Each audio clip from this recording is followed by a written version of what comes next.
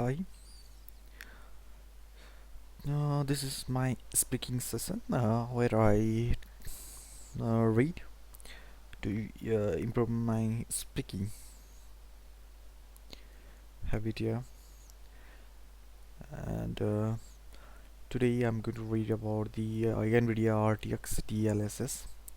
Yeah, I had heard about it, DLSS, but I didn't. I forgot now, and when I watched one of the video that I barely remember something reading about it. Now let's read. I searched in the web, and I've found one of the toppest result that I'm going to read. I'm not read about it yet here. NVIDIA RTX series includes some of the best graphics cards on the market and are known for two flagship features: real-time ray tracing and DL Deep Learning Super Sampling (DLSS). While ray tracing is no longer an exclusive feature as it's available on other GPUs as well as consoles like PlayStation 5 and the Xbox Series, DLSS remains a bit of a mystery to many. At its core, DLSS uses the AI-powered upscaling to render the game at lower resolution and intelligently reconstruct them look like or even better than native 4K, significantly boosting the performance without sacrificing the visual fidelity. With the arrival of DLSS 4 and latest RTX 50 series GPUs, the technology has evolved even further, delivering the smoother gameplay, better image quality, and smarter frame generation. It is win-and-win situation. Higher frame rates, crispier visuals, and less strain on your GPU. But there is more thing going under the hood than just upscaling. Here is everything you need to know about DLSS. How it works, why it become the must-have feature for modern gaming PC. What is DLSS? Let's read about it. DLSS stands for Deep Learning Supersampling.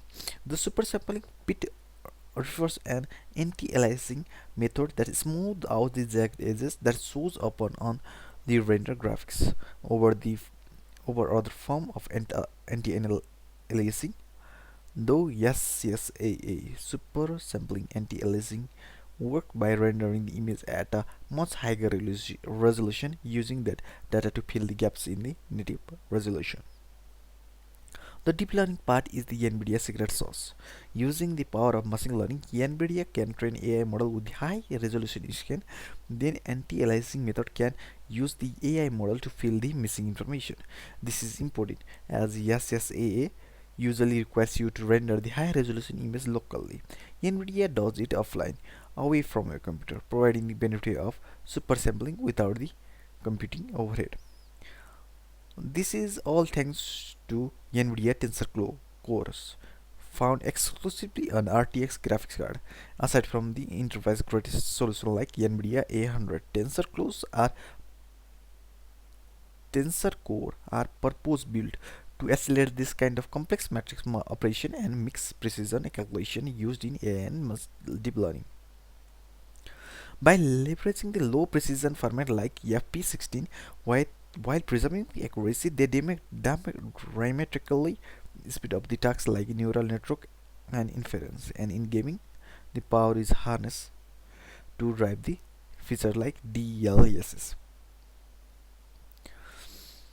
NVIDIA latest RTX 50 series graphics card introduced fifth generation tensor cores, pushing DLSS performance even further.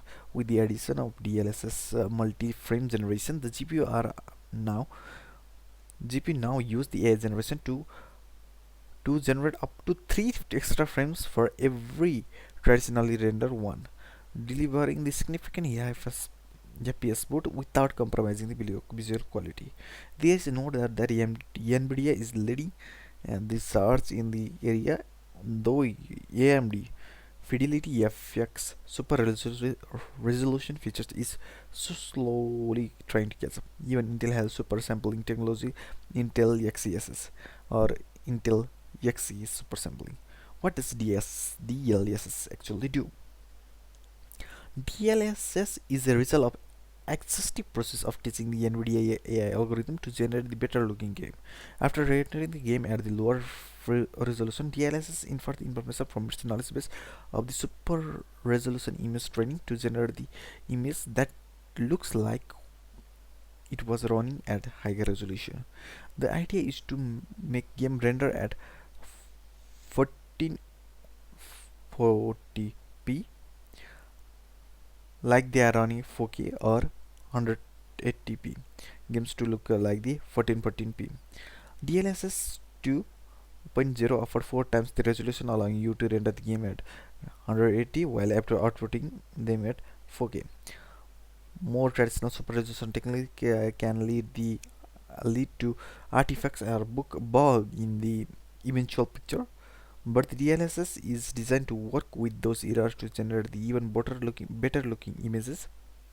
In right circumstances, it can deliver substantial performance uplifts without affecting the look and feel of the game. On the contrary, it can make the game look even better.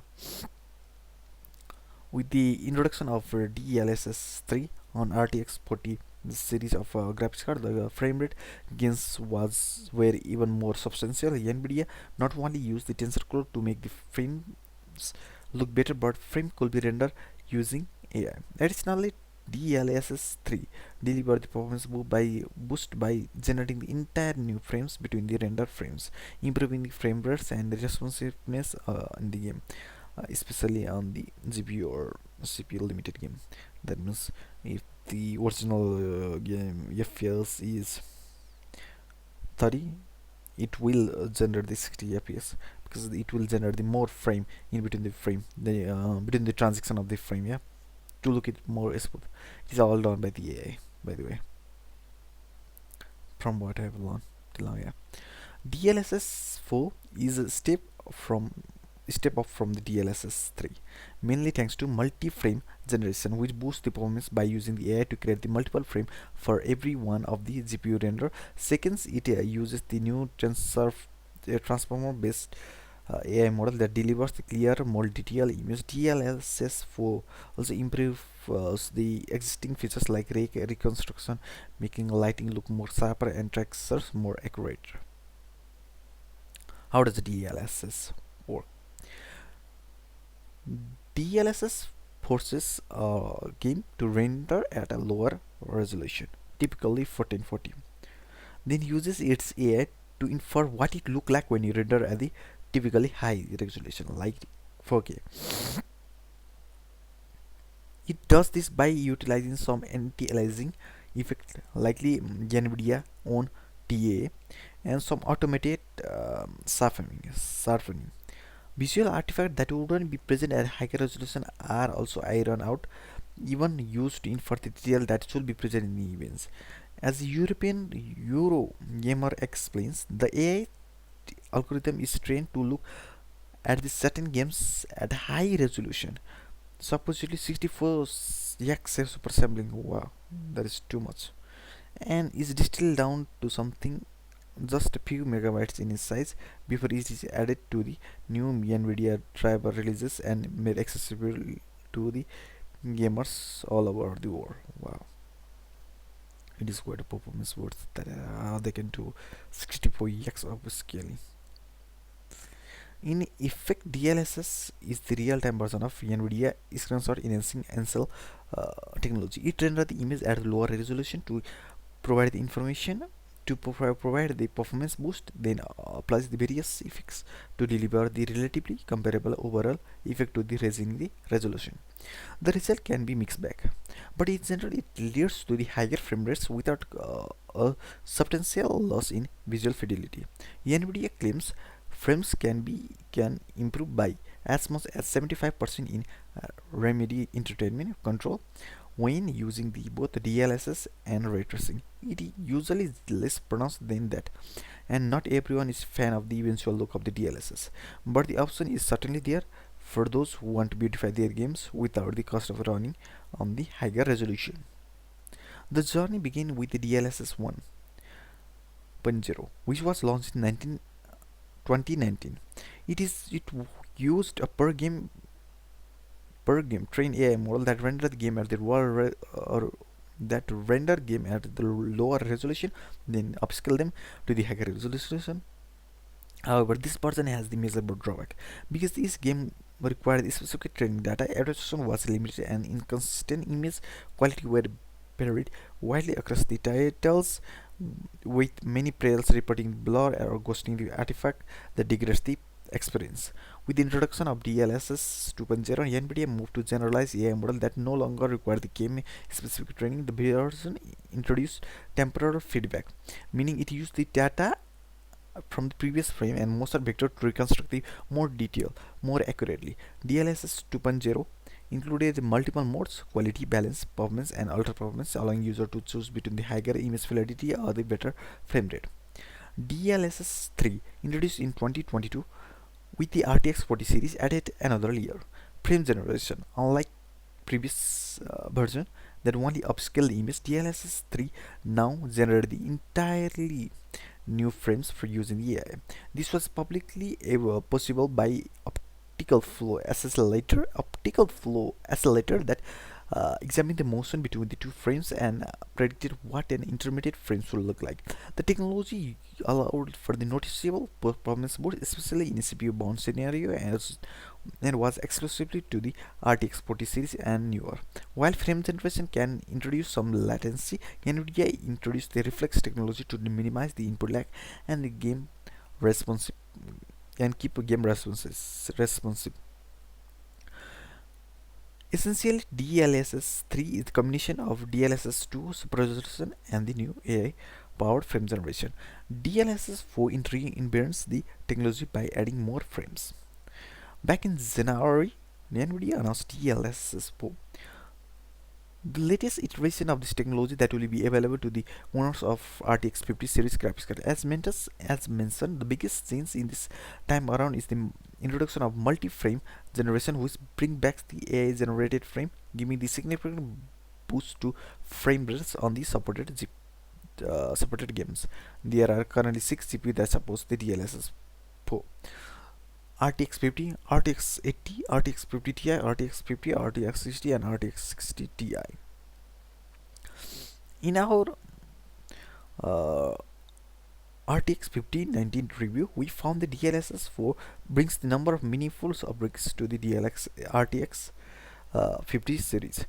One of the most notable changes is the shift between the from the convolutional neural network to the transformer-based AI model. These updates improves the how the GPU reconstructs the frames, leading to the more accurate and detailed, cleaner images, especially in fast-moving scenes where the earlier version of DLSS sometimes struggle. That means it has changed the architecture from CNN to the transformer. Nice. Now most of the architecture uses the transformer because it can be trained parallelly, is faster, and it is generalized better. Another key feature of the DLSS multi-frame generation, which expands on the frame generation introduced in DLSS 3. Instead of generating just one additional frame, DLSS 4 can now generate up to 3 frames for every one frame the GPU renders. The result in the significant performance boost, though image quality still heavily depend on the specific game implementation. DLSS 4 multi-frame generation relies on the technique called the frame interpolation. Such approach used in DLSS 3 as well as the other frame generation tool like the lossless scaling and AMD FSR3.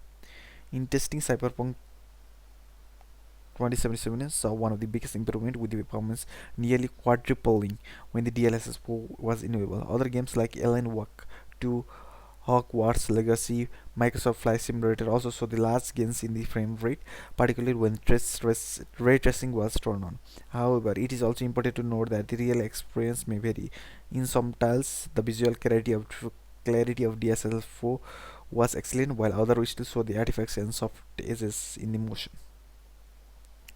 Overall, DLSS 4 is not minor updates. It brings the major performance gains, especially in the games that already supports the advanced ray tracing features. But as the faster version burst at with the past version, the quality of the result still depends upon the how individual game implement the technology. DLSS 4 is still new and slowly making into the more games. Here are the titles that currently correspond to the DLSS 4. Quiet Place, The Roadhead, MCOT, Ellen Walk 2, and Fatima.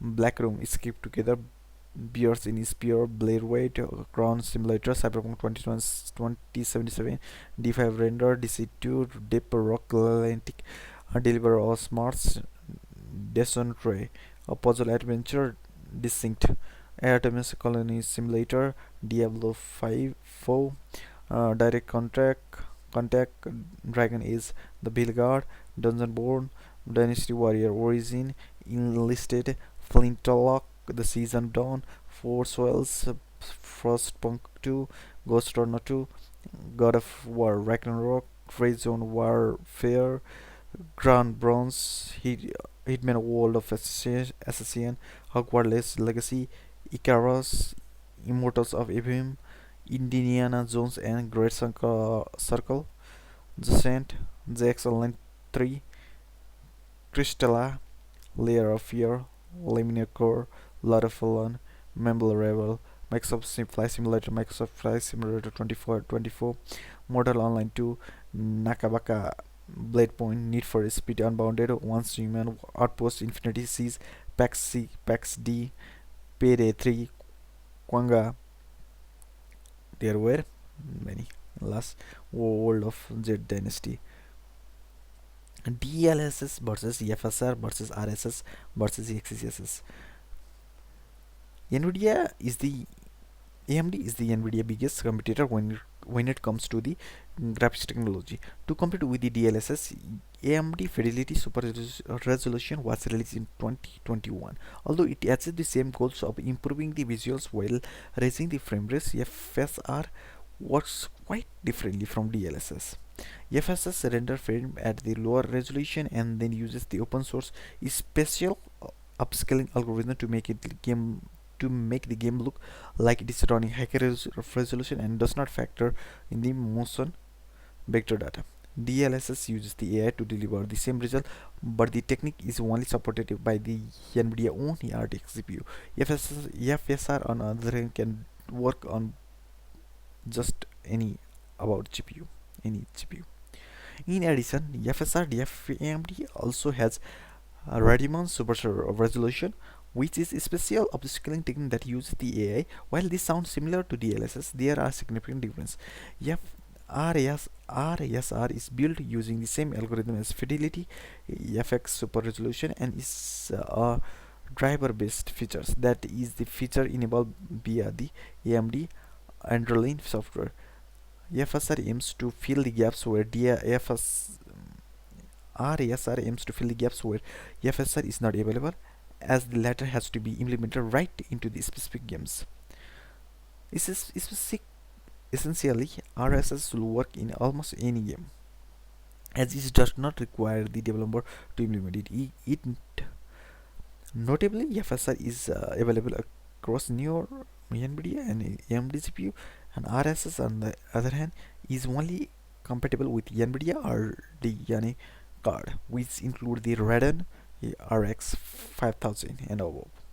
FSR continues to evolve, with the Fidelity FX Super Resolution being the latest iteration of its upscaling technology. AMD is finally leveraging the AI-powered frame generation, which is claimed to significantly boost the frames, and AMD claiming up to 3.7x performance increase in the supported titles.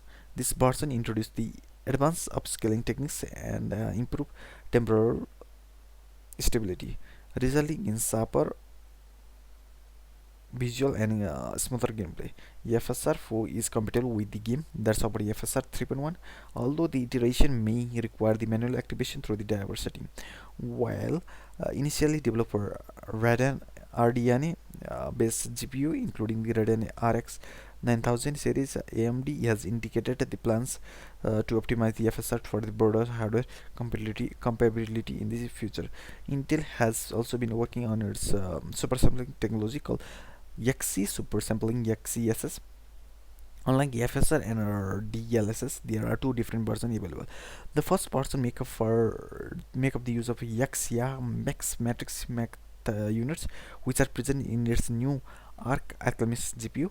XIA max units take care of all the AI processing on the hardware. The other version make use of the widely accepted 4-element vector dot product instruction, thus removing the dependency from the Intel own hardware and allowing the XeSS to run on AMD or NVIDIA GPU. Last year, Intel introduced the Battle Image series of GPU B580 and B570, where it announced its updated XeSS to AI-powered upscaling technology designed to improve both gaming performance and visual quality. Building on the original XeSS, it introduced the two major features: frame generation XeSS FC and VXE low latency XeLL. XeSS FG boosts the frame rates by generating the additional AI-driven frames between the render ones, while the XeLL reduces the input lag for the more responsive gaming experience. The core of XeSS2 and XeSS Super Resolution uses the AI to upscale the lower resolution frames to display the native resolution similar to NVIDIA DLSS and AMD FSR. These enhancements are specifically effective on the Intel Arc GPU, positioning XeSS2 as the direct competitor to DLSS 3 and FSR 3. This is for today, and thank you.